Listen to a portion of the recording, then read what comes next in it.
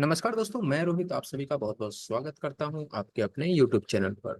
दोस्तों, आज हम डिस्कशन करेंगे वीकली मार्केट एनालिसिस के बारे में। ठीक है कि हम ये जानने की कोशिश करेंगे इस वीक मार्केट में किस तरह की मूवमेंट हुई थी और उसके बेसिस पे आने वाले वीकेंड को एनालाइज करने की कोशिश करेंगे।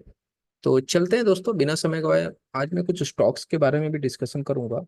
मेनली तो हम स्टॉक्स के बारे में ही डिस्कशन करेंगे, लेकिन साथ ही साथ मार्केट को भी एनालाइज करने की कोशिश करेंगे, क्योंकि नेक्स्ट वीक जो है बहुत ही ज्यादा इम्पोर्टेंट इवेंट होने वाला है। हमारे देश का चुनाव होने वाला है, तो उसके बेसिस पे हमें मार्केट को भी एनालाइज करना चाहिए। ओके। उसके बाद हम स्टॉक्स में भी डिस्कशन करेंगे, जिनके बारे में हमने लास्ट वीकेंड चर्चा भी की थी। इस वाले वीडियो में आप जाके देख सकते हैं, जिसके अंदर मैंने मार्केट्स के बारे में डिस्कशन किया था, स्टॉक्स के बारे में डिस्कशन किया था। तो चलते हैं दोस्तों, बिना समय गवाए चार्ट्स के ऊपर। सबसे पहले मैं यहाँ पे निफ्टी को एनालाइज करूंगा। निफ्टी और निफ्टी 500 के स्टॉक्स को ही मैं देखता हूँ, क्योंकि निफ्टी 50 का मतलब होता है कि वो स्टॉक्स जो भारत की 50 सबसे बड़ी कंपनियां हैं। ठीक। और उसके बाद आते हैं निफ्टी 500, जिसके अंदर भारत की 500 सबसे बड़ी, छोटी और मीडियम कंपनियां हैं। ठीक। तो देखते हैं निफ्टी के अंदर, देखिए अभी क्या एक्टिविटी हो रही है। पहले हम उसको समझने की कोशिश करते हैं और कुछ डॉट्स के साथ इसको कनेक्ट करने की कोशिश करेंगे। तो सबसे पहले अगर आप देखेंगे, निफ्टी इस समय हाई और लो 21 ही में, हाई और 21 ई में लो के बीच में अटका हुआ, यानी ना ही स्ट्रेंथ है और ना ही वीकनेस है, यानी इन दोनों के बीच में फंसा हुआ है, यानी कि एक साइडवेज स्ट्रेंथ की ओर इशारा कर रहा है। यहाँ पे एक मिडल में एक कैंडल बनी हुई है, जो एक आपको बेबी हर्मी टाइप एक कैंडल आपको देखने को मिल रही है। ठीक है। एक बेबी हर्मी टाइप एक कैंडल यहाँ पे देखने को मिल रही है। और यहाँ पे जो वॉल्यूम है, वॉल्यूम भी यहाँ पे डिक्लाइन होता हुआ दिख रहा है, यानी कि यहाँ पे स्ट्रेंथ नहीं है, ना ही डिमांड है। मार्केट के अंदर किसी भी तरह का कोई भी रुझान हमें देखने को नहीं मिल रहा है। मार्केट एक तरीके से साइडवेज स्ट्रेंथ की ओर इशारा कर रहा है। और आप अगर होलिस्टिकली पूरा एक व्यू देखें, जो यहाँ पर आपको 2024 से लेकर के अब तक का यहाँ देखने को मिल रहा है, तो मार्केट कहीं भी नहीं गया है। बाजार के अंदर एक साइडवेज रेंज समय से चल रही है, और अभी भी करंट सिचुएशन में मार्केट में कोई भी स्ट्रेंथ नहीं है। और वॉल्यूम भी डाउन हो रहा है और प्राइस भी एक जगह पर अटक गया है, तो इसका मतलब किसी भी प्रकार का कोई एक्शन बाजार में दिखाने के लिए अभी रेडी नहीं लग रहा है। इस समय चार्ट्स को देख के ये लग रहा है। लेकिन नेक्स्ट वीक बहुत इलेक्शन ईयर्स है, बहुत ही इंपॉर्टेंट समय है, बहुत ही इंपॉर्टेंट वीक है मार्केट के लिए। और जैसा कि हमें अपडेट मिल रहा है कि मार्केट्स के अंदर बहुत अच्छी रैली हमें देखने को मिलती है, अगर मेजोरिटी में वही सरकार आती है जो अभी तक थी। ठीक। तो यहाँ से एक अच्छा मूवमेंट देखने को मिल सकता है। तो वो मूवमेंट हमें कहाँ तक देखने को मिलेगा, कैसे मिलेगा? अगर मार्केट यहाँ से अगर 22,672 का लेवल अगर ब्रेक होता है, ठीक है, 22,672 का अगर लेवल यहाँ से ब्रेक होता है और यहाँ पे अगर कैंडल सस्टेन होती है, तो डेफिनेटली यहाँ से एक बड़ा मूव हमें देखने को मिल सकता है। तो वो मूव हमें कहाँ तक देखने को मिलना चाहिए, तो उसको भी हम एक बार एनालाइज कर लेते हैं। तो 1.618 यानी अराउंड हमें ये 23,419 रुपए तक का ये लेवल हमें देखने को मिलेगा। भी एक चीज इंपॉर्टेंट है यहाँ पर कि आप यहाँ पे देखेंगे कि मार्केट्स के अंदर ये वाला रेंज जो काफी टाइम से नहीं ब्रेक हो रहा था, मार्केट ने इसको ब्रेक करने की कोशिश की थी। मार्केट इसके ऊपर अच्छे से सस्टेन हुआ था, लेकिन वॉलेटिलिटी बहुत ज्यादा हाई होने की वजह से, ठीक, यहाँ से सबको लगा ये ब्रेकआउट हो चुका है, लेकिन इतनी ज्यादा वॉलेटिलिटी होने की वजह से मार्केट वहां से नीचे आ गया। देखो, मार्केट इसलिए नीचे आ गया क्योंकि इलेक्शंस का रिजल्ट्स अभी क्लियर नहीं है। ठीक है। हर एक पार्टी ये दावा कर रही है कि हम मेजोरिटी में आएंगे, हमारी सरकार मेजोरिटी में आएगी। तो इसलिए मार्केट क्या कंफ्यूज है, इस सिचुएशन में मार्केट कहीं भी एक बड़ा एक्शन नहीं करेगा। ठीक है। तो अगर यहाँ पे सरकार मेजोरिटी में आती है, जो पहले से एग्जिस्ट कर रही थी वही सरकार अगर मेजोरिटी में आती है, तो डेफिनेटली मार्केट इस रेंज को फिर से ब्रेक करेगा। और जो मैंने आपको बताया कि 23,419 तक के लेवल हमें देखने को मिलते हैं। और अगर ये चीज नहीं घटती है, ठीक है, देखिए हमारा व्यू न्यूट्रल होना चाहिए। हम ना बुलिश हो और ना ही बियरिश, बायर्स व्यू नहीं रखना है मार्केट के अंदर, हमें बिल्कुल ही एक क्लियर कट व्यू रखने की कोशिश करनी है। तो अगर मार्केट के अंदर ये चीज नहीं घटती है, ठीक है, अगर वो पार्टी नहीं आती है, तो 20,918 की तैयारी हमें मार्केट के अंदर कर लेनी चाहिए। बाजार यहाँ तक गिर सकता है। ठीक, तो ये दो लेवल हैं जो निकल के आ रहे हैं। एक हो जाता है 20,918 और दूसरी तरफ है 23,400, अराउंड इसके आसपास। ठीक, तो 23,419 के आसपास मार्केट यहाँ पे हमें देखने को मिल सकता है। तो देख सकते हैं डिप बहुत बड़ा है और अपसाइड बहुत ही छोटी देखने को मिल रही है, यानी कि पहला जो रेजिस्टेंस है वो बहुत ही कम है और डिप बहुत ज्यादा बड़ा देखने को मिल रहा है। लेकिन आप यहाँ देखेंगे जैसे जैसे प्राइस यहाँ पे थोड़ा वॉल्यूम इस जगह पे सस्टेन होने की कोशिश कर रहा है और वॉल्यूम के अंदर हर बार एक ना एक स्ट्रेंथ आने की संभावना दिख रही है। ठीक, कहीं ना कहीं मार्केट यहाँ से एक ट्रेंड की ओर इशारा कर रहा है, क्योंकि वॉल्यूम में आप देख सकते हैं कहीं ना कहीं एक हल्की सी स्ट्रेंथ आ रही है प्राइस के साथ। जैसे जैसे प्राइस यहाँ बढ़ रहा है थोड़ी थोड़ी वॉल्यूम में स्ट्रेंथ यहाँ आपको देखने को मिल रही है। यहाँ भी जब ब्रेकआउट हुआ तो ये वॉल्यूम के सपोर्ट से ही यहाँ पे ब्रेकआउट हुआ था।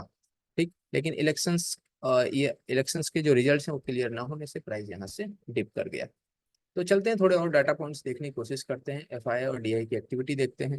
तो एफआई ने वीकेंड में बहुत ही अच्छे से बाइंग की है, डीआई ने भी बहुत अच्छी खरीदारी की है कैश मार्केट के अंदर। देखो ये एफआई ने ये खरीदारी जो की है ये मुझे बहुत ही इंटरेस्टिंग लगती है। अगर मैं सीएम प्रोविजनल के अंदर जाता हूँ तो मैं यहाँ देख रहा हूँ कि ये लोग लगातार सेल ही कर रहे थे। अगर ये मई का महीना मैं ले लूँ तो मई के अंदर इन्होंने खाली बिकवाली की 1616 करोड़ की बाइंग इन्होंने मई 17 में की, 4600 करोड़, और ये तीसरी बाइंग है वीकेंड के अंदर। इलेक्शन से पहले इस तरीके की खरीदारी एक हेल्दी खरीदारी होती है। ठीक है, तो यहाँ पे मुझे दिखाई दे रहा है जैसे मैंने बताया कि इलेक्शन समय है, डिमांड थोड़ी थोड़ी वॉल्यूम में इंक्रीमेंट आ रहा है, प्राइस सस्टेन होने की कोशिश कर रहा है। प्राइस ऐसा भी नहीं है कि इस रेंज को तोड़ के यहाँ पे खड़ा है, यानी कि मार्केट इस चीज को पहले से डिस्काउंट कर चुका है कि सरकार किसकी आने वाली है। तो यहाँ पे मार्केट हमें बता रहा है कि नई सरकार जो आने वाली है, ठीक है, उसके हिसाब से उसने स्ट्रेंथ को यहाँ पे स्टेबल रखा हुआ है और वॉल्यूम को भी स्टेबल बनाए रखा है, वॉल्यूम को भी स्ट्रेंथफुल बनाए रखा है। और ये डाटा हमें एफआई के बाइंग से हमें पता चल रहा है। डीआई की अगर हम बात करें तो डीआई लगातार खरीद रहे हैं, डीआई तो एफआई की तुलना में भी ज्यादा खरीद रहे हैं। ठीक है, तो एफआई की पावर, डीआई की पावर इस बार बहुत ज्यादा है एफआई के अगेंस्ट। तो ये एक अच्छा साइन है कि एफआई और डीआई दोनों ने खरीदारी की है। तीसरी तरफ चलते हैं, market mood index. Market mood index आप देखेंगे नियर ऑन एक्सट्रीम फियर, यानी लोग डर में हैं। ठीक है, कि मार्केट कहीं गिर जाए। तो जैसा हमने कहा है कि जब भी हम फियर में होते हैं उस समय मार्केट के अंदर रैली होती है। ठीक है, अगर आप ग्रीडी हैं तो डेफिनेटली आपको वहां पर बेचना चाहिए, और अगर आप फियर में हैं, आप डर में हैं, तो डेफिनेटली आपको वहां पर खरीदना चाहिए। एक मशहूर कोट है सर वॉरेन बफेट जी का। ठीक है, उनके हिसाब से अभी मार्केट अंडर वैल्यूड सिचुएशन में आ रहा है। तो यहाँ पे एक तीसरा साइन हमें मिल रहा है कि मार्केट यहाँ से अच्छा परफॉर्म कर सकता है। तो एफआई और डीआई की बाइंग हेल्दी है। ठीक है, मार्केट के अंदर हल्की हल्की स्ट्रेंथ, वैसे तो न्यूट्रल दिख रहा है, लेकिन जैसे जैसे यहाँ पे वॉल्यूम के अंदर थोड़ी थोड़ी स्ट्रेंथ आ रही है वो हमें इशारा कर रहा है कि यहाँ से एक अच्छा मूवमेंट ऊपर की तरफ बन सकता है। तीसरी तरफ मार्केट मूड इंडेक्स और एफआई और डीआई की बाइंग इज गुड। तीनों चीजें हमें ये बता रही हैं कि कहीं ना कहीं मार्केट के अंदर एक बिगेस्ट रैली या फिर एक हेल्दी रैली हमें देखने को मिलेगी आने वाले समय में। दूसरा एनालाइज करते हैं निफ्टी 500।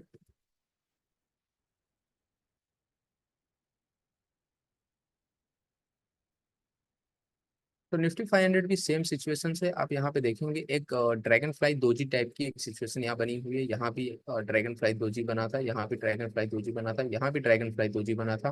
तो ड्रैगन फ्लाई दोजी एक बुलिशनेस का साइन होता है। यहाँ भी आप देख सकते हैं ड्रैगन फ्लाई दोजी बना हुआ था। तो जब बॉटम लेवल पे हर बार ड्रैगन फ्लाई दोजी बनता है तो ये एक स्ट्रेंथ की निशानी होती है कि मार्केट यहाँ से बहुत अच्छा आउट परफॉर्म कर सकता है। ठीक, तो अभी करंट सिचुएशन में मुझे मार्केट्स के अंदर किसी भी तरह की मंदी नहीं दिखाई दे रही है। राइट, अगर ये मार्केट का जो ट्रेंड है अगर ये इस जगह से ब्रेक हो रहा है, ठीक है, ये अगर ब्रेक हो रहा है और प्राइस इसके नीचे आके अगर सस्टेन हो गया, यहाँ से आके सस्टेन हो गया, तो मैं यहाँ से समझूंगा कि मार्केट यहाँ से बियरिश हो जाएंगे। लेकिन जैसा कि मैंने कहा कि हर एक डाटा पॉइंट मुझे ये इशारा कर रहा है कि अभी किसी भी तरह की मंदी मार्केट्स के अंदर नहीं दिखाई दे रही है। हमें इतनी जल्दी शॉर्ट की पोजीशंस को नहीं देखना चाहिए। और जब अगर मेजोरिटी में सरकार आ गई तो डेफिनेटली हम एक बुल रन में हैं। तो बुल रन में हमें हर एक डिप को एक अपॉर्चुनिटी मानते हुए खरीदारी पे ध्यान देना चाहिए। ठीक। तो निफ्टी 500 के अंदर भी मुझे किसी भी तरह का कोई भी माहौल मंदी का नहीं लग रहा है। हाँ, इसने एक रेजिस्टेंस ब्रेक किया था ऑल टाइम, और उसके बाद फिर से डिप आ गया, क्योंकि जैसे मैंने बताया कि 24 का विक्स चल रहा है इस समय। तो मार्केट डेफिनेटली यहाँ पे आपको गिरते हुए दिखाई देंगे। मार्केट में उतार चढ़ाव बने रहेंगे। ओके। तो चलते हैं, थोड़े स्टॉक्स का डिस्कशन कर लेते हैं। मार्केट्स की ओर से जो मेरा होलिस्टिकली जो व्यू है वो अगर मैं कहूँ तो मेरे हिसाब से हल्का सा न्यूट्रल और बुलिश साइड पे मैं ज्यादा बना रहूंगा। दूसरी तरफ चलते हैं, कुछ स्टॉक्स का डिस्कशन करते हैं। सबसे पहले एनएचपीसी का डिस्कशन करेंगे। ये एक मेंबर की रिक्वेस्ट थी कि एनएचपीसी के अंदर ये 7 से 8% का मूवमेंट आया है, ये क्यों आया है। तो इसका मैंने एनालाइज करने की कोशिश की। मुझे ऐसा कोई खास तो नहीं इसके अंदर न्यूज़ कोई खास मुझे दिखाई नहीं दी। लेकिन इसके अंदर प्योरली एक प्राइस मूवमेंट है और कुछ नहीं है, यानी वॉल्यूम और प्राइस का ही बिहेवियर है। कोई ऐसी खास न्यूज़ नहीं है। बाकी एक्सपर्ट्स की बाइंग की रेटिंग चल रही है, जिसके बेस पे ये स्टॉक्स अप ट्रेंड कंसिडर कर रहा है। तो यहाँ पे अगर आप देखेंगे कि जैसे कि एनएचपीसी के अंदर हमने डिस्कशन किया था कि प्राइस इंक्रीज हो रहा है,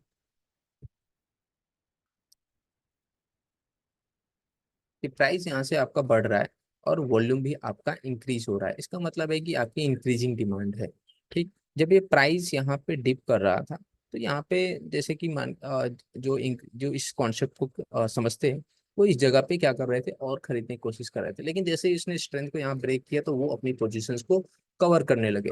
फिर जैसे ही मार्केट ने अगेन यहाँ पे एक ग्रीन कैंडल के साथ क्लोजिंग दी, फिर उन्होंने क्या किया और अपनी पोजीशंस को ऐड किया। जो शॉर्ट्स को बाइंग को अपनी कवर कर रहे थे, वो यहाँ पे क्या करने लगे और एडिंग करने लगे।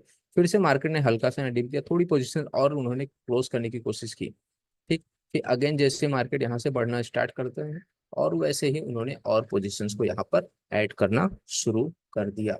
तो यहाँ पे प्योरली एक प्राइस मूवमेंट है, और मुझे यहाँ पे कुछ नहीं दिखाई दे रहा है। यानी इंक्रीजिंग डिमांड है, प्राइस भी बढ़ रहा है, वॉल्यूम भी बढ़ रहा है, मतलब इंक्रीजिंग डिमांड है, और 0.618 लेवल के ऊपर है।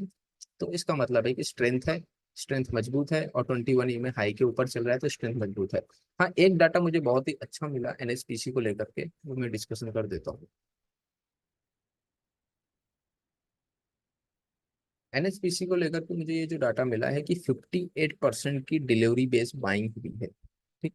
अगर वॉल्यूम बढ़ रहा है, ठीक है, आपका वॉल्यूम बढ़ रहा है, प्राइस बढ़ रहा है, 21 ईएमए हाई के ऊपर प्राइस चल रहा है, 0.618 के ऊपर प्राइस चल रहा है, साथ में आपकी ये डिलीवरी बेस्ड बाइंग भी हो जाती है। यानी प्राइस बढ़ रहा है, वॉल्यूम बढ़ रहा है, ये कॉन्सेप्ट तो बाइंग का है कि प्लस डिलीवरी बेस्ड बाइंग हो जाती है। यानी डिलीवरी में लोग, यानी घर अपने माल 50% से ज्यादा लेके गए हैं, और इस डिलीवरी बेस्ड बाइंग में आपका 6% का अपसाइड होना, ये एक बहुत ही हेल्दी साइन माना जाता है। क्योंकि आप यहाँ देखेंगे कि 21 तारीख से बाद से अभी तक यहाँ पे किसी भी तरह की डिलीवरी बेस्ड बाइंग नहीं हुई, और उस दिन ये अचानक से डिलीवरी बेस्ड बाइंग, तो मैं इसको बहुत ही स्ट्रॉन्ग बुलिश सिग्नल मानता हूँ। अगर प्राइस वॉल्यूम बढ़ रहा है, स्ट्रेंथ के साथ है, और साथ में डिलीवरी बेस्ड बाइंग हो जाए, तो डेफिनेटली एनएचपीसी एक हेल्दी स्ट्रेंथ में हमें देखने को मिल रहा है।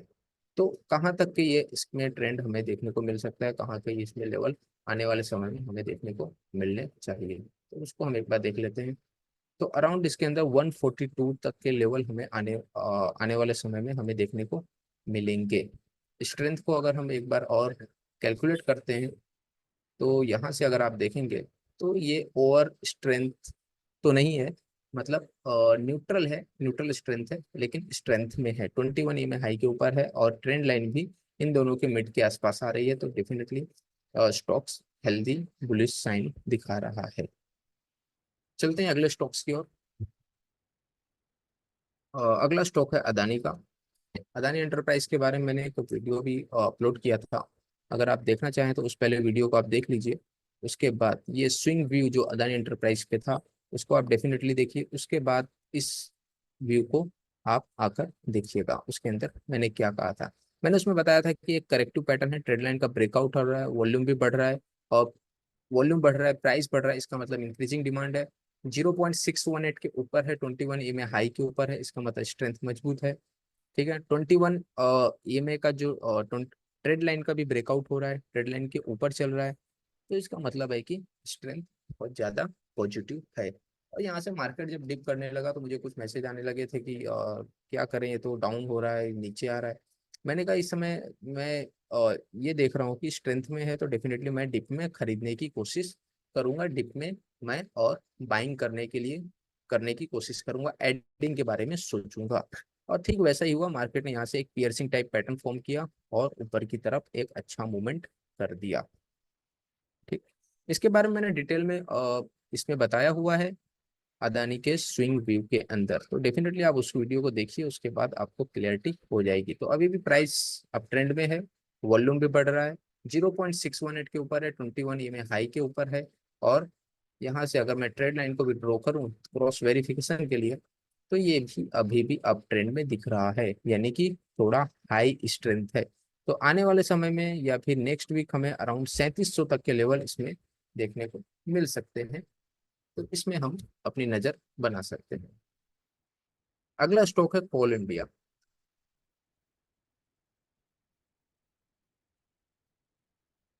कोल इंडिया के अगर बारे में मैं बात करूं, वन सेकंड।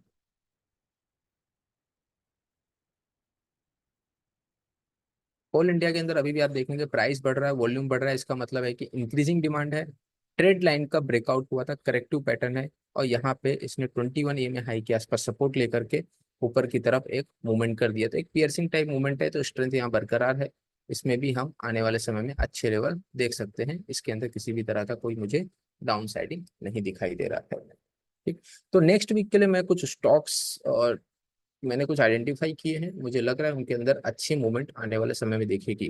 तो कोल इंडिया और एनएचपीसी ये डेफिनेटली, जिससे अगर मेजोरिटी में गवर्नमेंट्स आती है तो बहुत ही अच्छा रिस्पॉन्स मुझे इन दोनों शेयर से देखने को मिल सकता है। एक और शेयर है जिसपे हमारी नजर होनी चाहिए, वो है L I C I. L I सी का स्ट्रक्चर मुझे बहुत ज्यादा ही कूल लग रहा है, इतना अच्छा स्ट्रक्चर है इसका कि लिटरली इसके अंदर बहुत ही जबरदस्त मूवमेंट हमें देखने को मिल सकती है। अराउंड 1400 तक का लेवल हमें एल आई सी आई के अंदर देखने को मिल सकता है, अगर 1057 का लेवल ब्रेक होता है। क्योंकि यहाँ पे अगर आप ध्यान से देखेंगे तो यहाँ प्राइस इंक्रीज हो रहा है, वॉल्यूम के अंदर भी अच्छी स्ट्रेंथ हमें देखने को मिल रही है।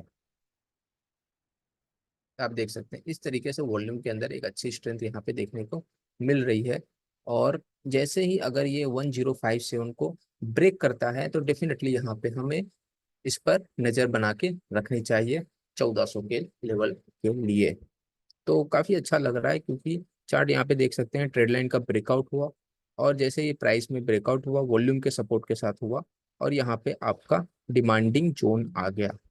ठीक, प्राइस तब से वहीं पे घूम रहा है और इसने इस लेवल को नहीं ब्रेक किया है। उसके बाद प्राइस के अंदर वॉल्यूम सपोर्टेड फिर से मूवमेंट आया, और अभी तक उसने 0.618 लेवल को नहीं ब्रेक किया है। तो जैसे ये उसको ब्रेक करता है तो हम इसके अंदर डेफिनेटली नजर बना सकते हैं। राइट, तो अब एक और स्टॉक्स है जिसपे हमें नजर रखनी चाहिए, उसके बारे में हम चर्चा करते हैं। जुबिलेंट फुटवर्क्स, ये मुझे बहुत ही सुंदर चार्ट लगता है, मतलब इसका स्ट्रक्चर आप देखिए कितना सुंदर चार्ट है। इसको मैं डाटा पॉइंट के साथ भी कोरिलेट करूंगा। ट्रेड लाइन का ब्रेकआउट हो रहा है, प्राइस ब्रेक कर रहा है, इसका मतलब है कि यहाँ पर किसी ने अपना इंटरेस्ट दिखाया है। ठीक है, इसलिए नीचे का जोन सपोर्ट में आ गया है। प्राइस बढ़ रहा है, वॉल्यूम बढ़ रहा है, मतलब इंक्रीजिंग डिमांड है, लेकिन अभी स्ट्रेंथ नहीं आई है क्योंकि इसने 0.618 के लेवल को ब्रेक नहीं किया है। एक डाटा पॉइंट है जो मैं भी आपके साथ डिस्कस करता हूँ।